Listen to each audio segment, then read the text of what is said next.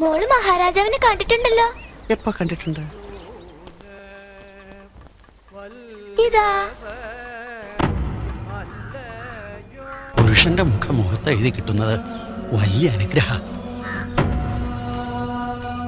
നീ ഉയരും. ദിവാൻ അദ്ദേഹത്തിന്റെ മരുമകൾക്ക് സുഭദ്രാകരണം അങ്ങും നാടിക്കാണണമെന്ന് മോഹമുണ്ടത്ര.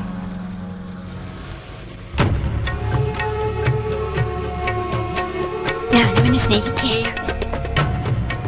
മനസ്സിലാവായിച്ച് ആത്മാവ് കൊണ്ട് രുചിച്ചറിയുകയാണ്. ഉള്ള അറിവ് വെച്ച് ഞാൻ എന്തൊക്കെയോ ചെയ്യുന്നു എന്നല്ലാതെ